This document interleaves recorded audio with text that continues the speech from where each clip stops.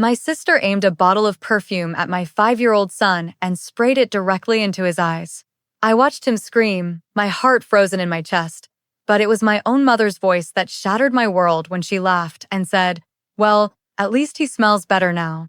My name is Joanne, and I want to tell you a story about the day I realized the family I was born into was not my family at all. It was a perfect May afternoon in Charleston. One of those days where the air is thick with the scent of jasmine and sweet tea, and the sunlight filters through the ancient oak trees just right. My parents were hosting one of their immaculate garden parties at their mansion on the Battery. Women in pastel linen dresses chatted politely. The men laughed over bourbon and cigars. It was a perfect picture of Southern grace. And in the middle of it all, my sister, Marilyn, deliberately aimed a bottle of expensive French perfume at my 5-year-old son, Leo, and sprayed it directly into his eyes.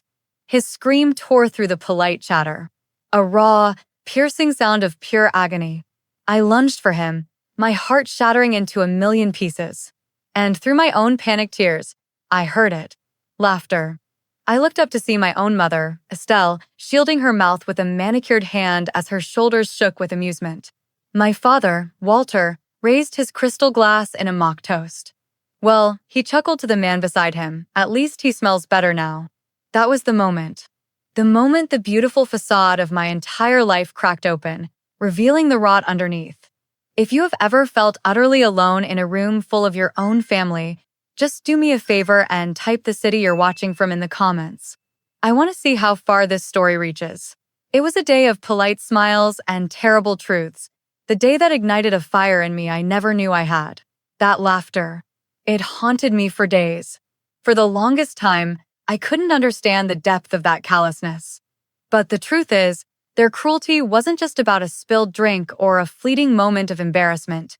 It was about protecting a lie, a secret worth $250,000. You see, my grandmother, the one person in that family who had a truly good and gentle heart, had passed away 2 years earlier. She adored Leo. She was the only one who saw his sensitivities not as a flaw, but as a part of his unique soul. Before she died, she secretly established a trust fund for him. A total of $250,000 designated specifically for his ongoing therapies, his special education, and to secure his future. It was her final act of love and protection. But I never saw a penny of it. My parents and Marilyn told me Grandma had left behind a small savings bond that was quickly absorbed by estate taxes and final expenses. They made it sound so final, so bureaucratic. It was only a week before that fateful garden party that I stumbled upon an old, unopened letter from my grandmother's attorney. A letter they had obviously hidden away. It detailed everything. For 2 years, they had been systematically draining my son's future to fund Marilyn's influencer lifestyle, her designer wardrobe, her trips to Europe, her down payment on a new Mercedes. Their laughter at Leo's pain wasn't just cruelty. It was the sound of entitlement. The sound of people who believed my son's inheritance was better spent on their golden child. Let me know in the comments. Were you the fixer in your family or the star? Type savior if you were always cleaning up the messes, or star if you were the one they put on a pedestal. I really want to see the balance here. That afternoon, I realized they weren't just hurting my son in the moment. They had been stealing from him all along. To them, we were a problem to be managed. An inconvenient truth in their perfectly curated world. But let me tell you who we really are. I'm Joanne, and for the past 10 years, I've worked as a pediatric physical therapist. I spend my days helping children navigate their own physical challenges, celebrating every small, hard-won victory, from taking a first step to simply holding a crayon without pain. My entire life is dedicated to mending, supporting, and protecting the vulnerable. It's a universe away from the cold, calculated world of my parents' historic real estate empire and my sister's superficial online brand. And my son, Leo, he is my entire world. He's a bright, funny 5-year-old who can spend hours building the most incredible Lego cities you've ever seen, complete with traffic patterns and tiny parks. He knows more about dinosaurs than any adult I know, and he has this quiet, observant way about him, taking in every detail of the world. But his brain processes that world differently. His sensory processing disorder means that everyday sensations can feel like an assault. The tag on a t-shirt feels like sandpaper scratching his skin raw. The low hum of a refrigerator can sound like a roaring engine right next to his ear. And a strong, sudden smell, like perfume, doesn't just smell bad to him.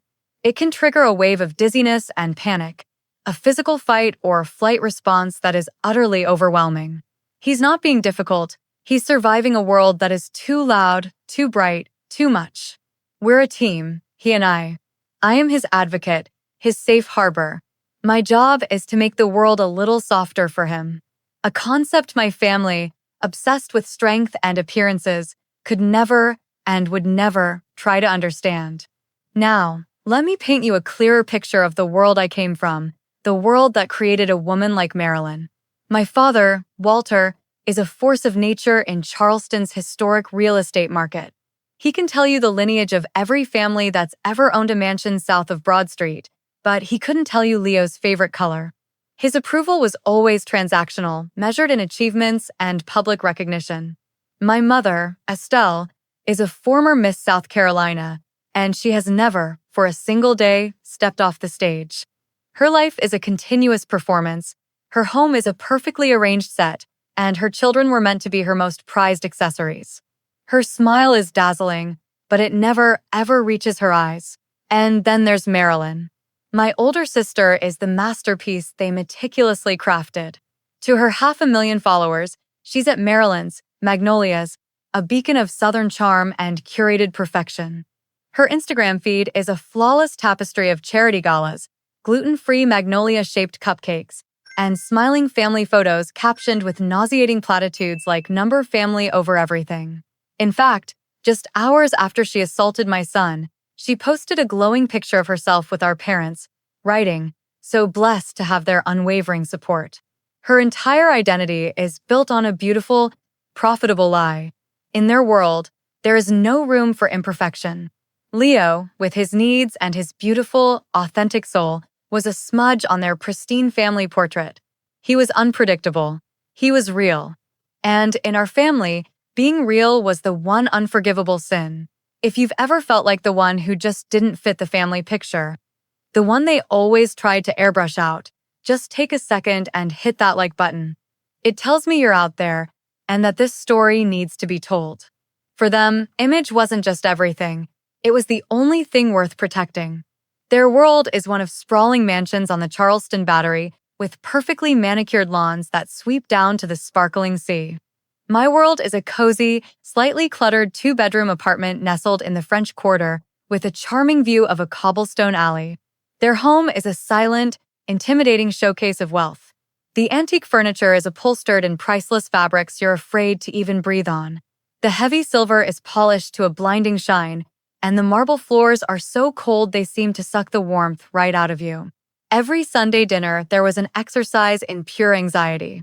I'd spend the entire time on high alert, making sure Leo didn't touch the porcelain vases, didn't speak too loudly, didn't leave a single crumb on the silk dining chairs that cost more than my car. It was an exhausting performance of trying to make my real, living child fit into their sterile, dollhouse world. My apartment, on the other hand, is our sanctuary. It's filled with the comforting scent of cinnamon and old books. Leo's colorful, wonderfully messy drawings are taped all over the refrigerator. There are usually a few stray Lego bricks to be avoided on the floor, and the big, soft armchair in the living room has a permanent, loving indentation from all the stories we've read cuddled up together. It's not a place that would ever be featured in a magazine, but it's a place where a little boy can be completely himself, meltdowns and all, without an ounce of judgment. It's a home. I had to escape their grand, empty mansion to find out what a real home felt like. They were surrounded by priceless possessions, but their lives were utterly impoverished of the one thing that truly matters: unconditional love. They wouldn't recognize it if it was sitting right there on their perfectly set dinner table. The thing about that terrible afternoon is that it didn't come out of nowhere. It wasn't a sudden clap of thunder from a clear blue sky. It was the hurricane that finally makes landfall after weeks of gathering strength offshore. It was a death by 1,000 cuts, each one a passive-aggressive comment, a dismissive gesture, a piece of unsolicited, cruel advice. For years, Marilyn had perfected the art of the backhanded compliment disguised as sisterly concern. I just worry that Leo's episodes don't reflect the family's values of composure, she'd say over brunch, her voice dripping with false sympathy. Have you thought about a stricter supplement routine? My followers on Instagram are having amazing results with it for behavioral balance. My mother, Estelle, was more direct in her own way. Her solution was always to hide the problem. Darling, she once suggested while we were shopping, there's a wonderful boarding school up in Connecticut for children with unique needs. Imagine the connections he could make. What she really meant was, imagine how much easier our lives would be if he were 1,000 miles away, out of sight. And my father? His weapon was silence. As they picked apart my son and my parenting, he would simply clear his throat and change the subject to the stock market or a recent golf game, his silence a deafening endorsement of their cruelty. Whenever I'd gently ask about Grandma's will, they'd wave a dismissive hand. Oh, Joanne, you were never good with numbers. It was all very complicated. Dear, it's been handled. Every Sunday dinner was a battlefield, and I was exhausted from fighting a war no one else would even acknowledge was happening. So when we arrived at that garden party, the air was already thick with unspoken resentments. We were walking on eggshells, just waiting for one to finally crack. The crack came sooner than I expected. Marilyn was holding court near the blooming azalea bushes, completely captivating a woman named Genevieve, a senior executive from a French luxury brand she was desperate to partner with. My sister was in her element, spinning a flawless tale of family harmony, gesturing to our parents as perfect props in her narrative. The air was buzzing with conversations, the clinking of ice in crystal glasses, and the overwhelmingly sweet smell of the gardenias. For Leo, it was a sensory nightmare. He had been so brave, sitting quietly beside me, but I could see his little shoulders getting tighter, his hands starting to cover his ears. He finally stood up to come to me, his only safe space, but in his disoriented state, he tripped over a misplaced croquet mallet. His small cup of lemonade went flying, splashing across the pristine white silk of Marilyn's $1,000 dress. Silence fell over their little group. Genevieve looked on with polite curiosity. And Marilyn. The mask of at Marilyn's, Magnolia's, didn't just slip, it shattered into a million pieces. Her perfectly composed face twisted into a snarl of pure, narcissistic fury. This was never about a dress. This was about her perfect pitch being ruined in front of the money. You clumsy little brat, she hissed, her voice low and venomous. Before I could even move, she snatched a heavy, ornate bottle of perfume that was part of the table's centerpiece. With a sharp click, she uncapped it. Let's just fix this, she said, her smile like a gash. Then she leaned down, aimed the nozzle right at my son's terrified, upturned face, and pressed. Once. Twice. The hissing sound was drowned out by his scream. If you have ever witnessed that shocking moment someone's beautiful mask falls off, and you see the monster underneath, just type the word witness in the comments. You know the chill I'm talking about. In that second, the garden party stopped being a party and became the scene of a crime. Everything after that is a blur of motion and sound. My only focus was Leo. I scooped him into my arms, his small body rigid with pain, and the acrid chemical smell of the perfume was suffocating. It burns, Mommy, it burns. He sobbed into my shoulder, clawing frantically at his face.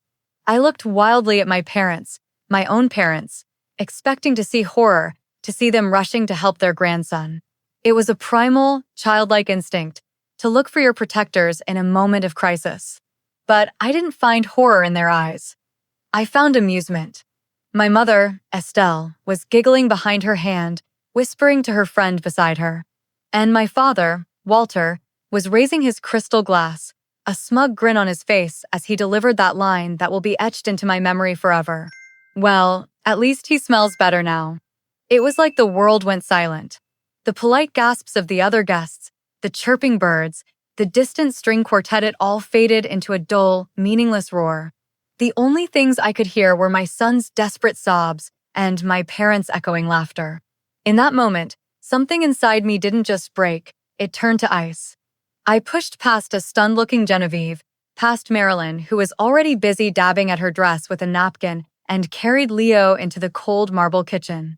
As I held my screaming, trembling child over the sink, desperately trying to flush the chemicals from his eyes with cold water, a memory surfaced with brutal clarity. The last line from my grandmother's hidden letter, a line I hadn't fully understood the weight of until now. Her elegant, looping script burned into my brain. Protect that boy, Joanne. They will not always do the right thing. She hadn't been warning me about a possibility. She had been stating a fact. And as the cold water ran over my son's burning eyes, every last shred of naive hope I had for my family washed right down the drain with it. After a sleepless night at the emergency room, the sterile smell of antiseptic clinging to my clothes, I watched doctors put soothing drops into my son's swollen, patched-up eyes. And then I did something that might seem crazy. The next morning, I drove back to the mansion. I didn't go there seeking an apology. I knew I would never get one. I went there for confirmation. I needed to look them in the eyes, away from the chaos of the party, and see if there was a single shred of humanity left inside them. They were in the formal living room, sipping coffee from delicate china cups as if it were any other Monday morning.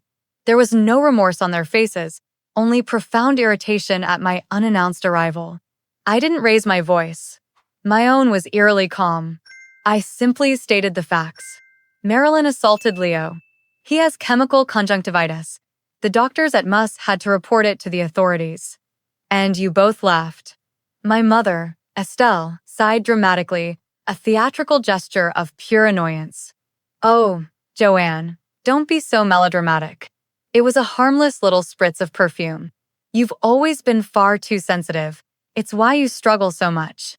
My father put down his Wall Street Journal, his voice laced with condescension.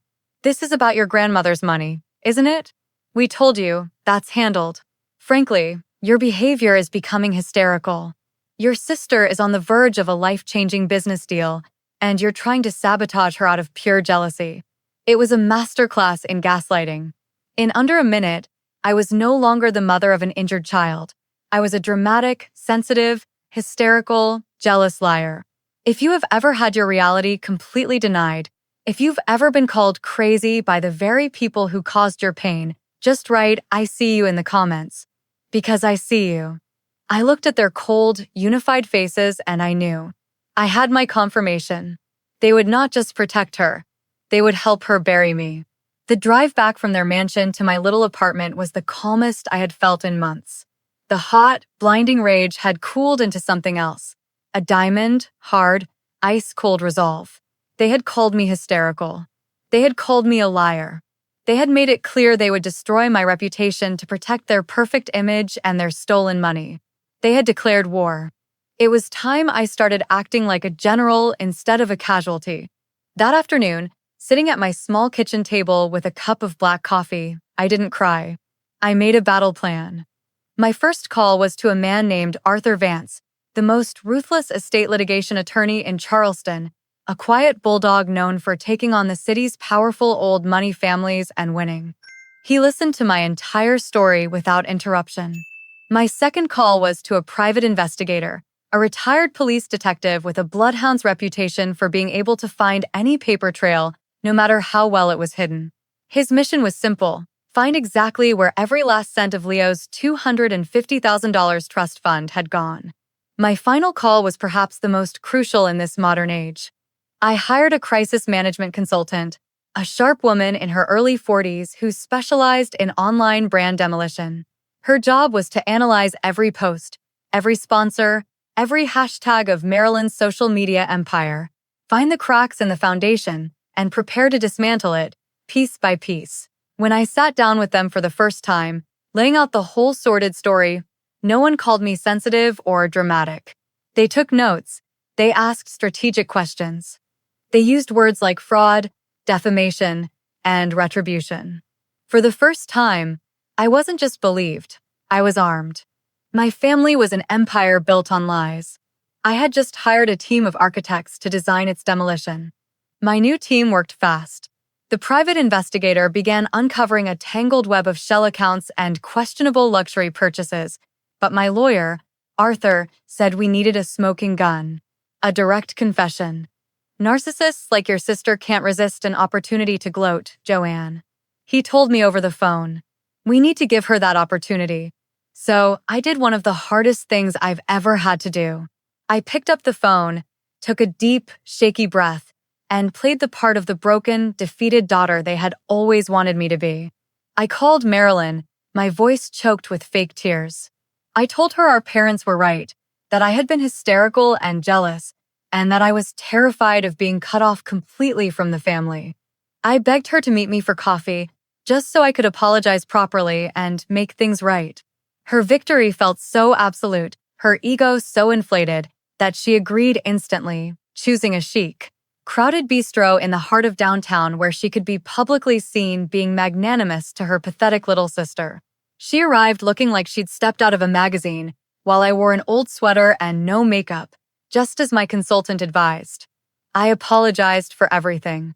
For being dramatic, for questioning our parents, for being a bad sister. She soaked it all in with a condescending, pitying smile.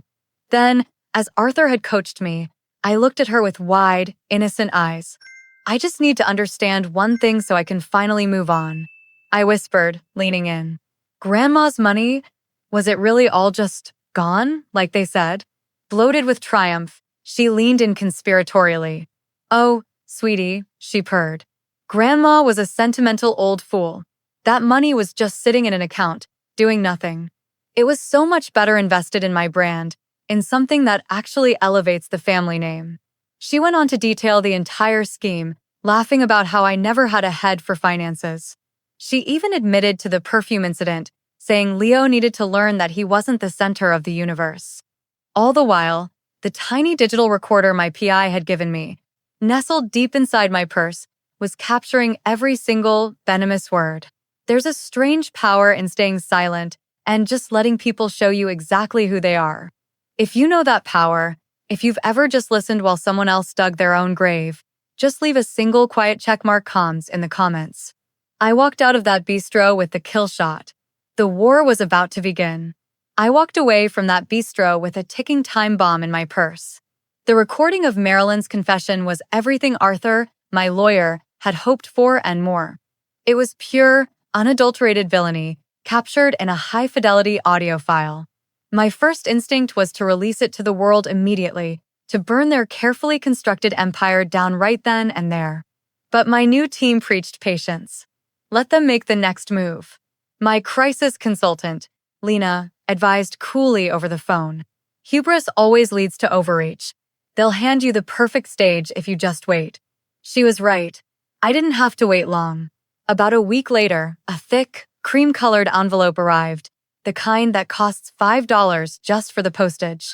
It was addressed in my mother's perfect, looping calligraphy. Inside was the formal invitation to the 5th annual Southern Charm and Charity Gala, Marilyn's signature event. It was the absolute pinnacle of her brand, a night where the elite of Charleston paid thousands of dollars a plate to see and be seen, all under the guise of philanthropy. Tucked inside the engraved invitation was a handwritten note from my mother on her personal stationery. Dearest Joanne, it began, the ink flowing with condescending grace. Marilyn told us about your lovely coffee meeting. We are so pleased you're finally seeing reason. Attending the gala will be the perfect way to show everyone that our family is united and strong once more. We've saved a seat for you at the main table, right beside your father. Do try to look presentable. It wasn't an invitation, it was a summons. A command performance. I was to be the final piece in their public tableau of forgiveness and family unity, the repentant black sheep brought back into the fold, smiling vacantly for the cameras. They weren't offering an olive branch. They were demanding I appear as a living prop in the final act of their grand deception. They thought they were setting a trap for me, a public stage for my final surrender. They had no idea they had just handed me the keys to their kingdom. They had just given me the perfect venue for their execution. The night of the gala, I didn't dress for a party. I dressed for a coronation. My own. I chose a simple, dark green dress that felt less like silk and more like armor. When I walked into the grand ballroom of the Dewberry Hotel, the sheer scale of the hypocrisy was breathtaking. Crystal chandeliers dripped from the ceiling, champagne flowed like water, and the air was thick with expensive perfume and counterfeit pleasantries. My family was at the center of it all, radiant, accepting praise for their supposed generosity. My mother kissed the air beside my cheek, and Marilyn squeezed my arm. "See?" she whispered, her voice smugly triumphant. "Isn't this so much better than all that unpleasantness?" I just smiled. It was the last honest smile she would see from me. She took the stage to a round of thunderous applause. The lights dimmed, and she began her keynote speech, her voice as smooth as silk, weaving a saccharine story about the importance of family, integrity, and giving back. Behind her, a massive screen was supposed to be showing a slideshow of her smiling benevolently at charity events. But my team had already bypassed the hotel's AV security. The screen flickered. A simple, elegant title card appeared in white text on a black screen. The price of perfection. And then, the audio began. It was the crystal-clear recording from the bistro. Marilyn's voice, my sister's voice, condescending and cruel, filled the silent ballroom. Grandma was a sentimental old fool. That money was so much better invested in my brand. A wave of confused murmurs washed over the 500 guests. I watched my father's face drain of all color. My mother's painted smile froze in a rictus of horror. On stage, Marilyn had stopped speaking, her own words holding her hostage. Then the screen changed, displaying the PI's work. Bank statements showing the direct transfer of funds from the Leo Miller Trust to Marilyn's account, followed by receipts for a new car and a trip to Paris. The final image was a high-resolution, heartbreaking photo of my son's chemically burned, swollen eyes from the night in the ER. The silence in the room was absolute, heavy, and damning. If you believe that karma, sooner or later, finds absolutely everyone, just type the word justice in the comments below. Let the universe hear it. I stood up, smoothed down my dress, and walked out of that ballroom without a single look back, leaving my family to drown in the truth. I didn't have to stay to watch the fallout. In a city as small and insular as Charleston, the news spread faster than a fire in a dry field. By the time I got back to my apartment, my phone was already buzzing with texts from distant cousins and old family friends, all asking if the rumors were true. The implosion was immediate, public, and spectacular. Marilyn's Instagram account became a digital war zone. She lost over 200,000 followers in less than 24 hours. The hashtag number Cancel Marilyn's Magnolias was trending nationwide on Twitter. The French luxury brand issued a press release at dawn the next morning, stating they had terminated their relationship with her, effective immediately. Every single one of her sponsors followed suit like falling dominoes. Her career, so meticulously built on a mountain of lies, had evaporated in a single night. My lawyer, Arthur Vance, filed the official lawsuit at 9 a.m. sharp, citing fraud, embezzlement, and intentional infliction of emotional distress. For my parents, the consequences were quieter but, in their world, just as devastating. They became social ghosts overnight. Old friends would suddenly cross the street to avoid them at the grocery store. Invitations to the Spoleto Festival galas and the yacht club regattas mysteriously stopped arriving. My mother was politely asked to resign from the two prestigious charity boards she had chaired for over a decade. In Charleston, social death is a fate worse than bankruptcy. To avoid facing criminal charges themselves for their role as trustees of the fund, they were legally compelled to liquidate a significant stock portfolio to repay the entire $250,000, plus interest and punitive damages, into a new, court-supervised trust for Leo. The total was nearly $500,000. They had sacrificed their humanity to protect their perfect image, and in the end, their image was the only thing they truly lost. Their empire wasn't destroyed by my revenge. It was simply exposed for the hollow, fragile thing it had always been. 6 months have passed since the night of the gala. The Charleston Society pages have moved on to new scandals, and the digital ghost of at Marilyn's, Magnolias, has faded from the internet. Life is quiet now. It's peaceful. Right now, I'm standing in front of a small, charming brick building on a sun-dappled street, the smell of fresh paint and sawdust hanging in the warm autumn air. This is where Leo's money has gone. All of it. We used the funds from the court-mandated settlement to purchase this building, and we are just 2 weeks away from the grand opening of the Leo Legacy Foundation. a nonprofit center that will offer affordable physical and sensory therapy to children whose families can't meet the exorbitant costs of specialized care. This is the final chapter of our family revenge story. It isn't loud or angry. It's the quiet, steady work of building something beautiful and lasting out of the wreckage they left behind. Leo is thriving. He's in a wonderful small group school where his teachers celebrate his unique way of seeing the world, and he's made his first real best friend. The nightmares have stopped. His laughter, a sound I feared I had lost forever that day in the garden, is now the constant, joyful soundtrack of our lives. I have had no contact with Marilyn. My parents have sent a few stilted, lawyer-approved letters, speaking of unfortunate misunderstandings and the hope for eventual reconciliation. I haven't replied. Some doors, once you find the courage to close them, are meant to stay that way to protect the peace you've fought so hard to find. As I watch Leo happily showing a construction worker where he thinks the toy box should go, I finally understand what a legacy truly island. It's not about the family name on a historic plaque or the size of a mansion. It's about the love you nurture and the safety you build. We didn't just win a fight, we broke a cycle of toxicity. We are building our own legacy, one brick, one kind act, one happy child at a time. So that's our story. It began as one of those painful family revenge stories you sometimes hear about, born from a moment of unbelievable cruelty in a sunlit garden. But along the way, it became something more. It became a story about justice. The best revenge, I've discovered, isn't the satisfaction of watching your enemies fall. It's the quiet peace of building a life so full of purpose and joy that you no longer have to look back to see where they've landed. People sometimes ask me if I've forgiven them, and I've had to think long and hard about that. I don't think I'll ever forgive the act, the laughter, the years of calculated theft from my child. But I have forgiven the naive hope I once clung to that they could ever be the family I needed them to be. I've let that dream go. And in doing so, I've taken back all the power I ever gave them. Forgiveness, I've learned, isn't about absolving them of their sins. It's about liberating yourself from the prison of their judgment. The most profound lesson in all of this has been about the true meaning of family. It is not an obligation defined by blood.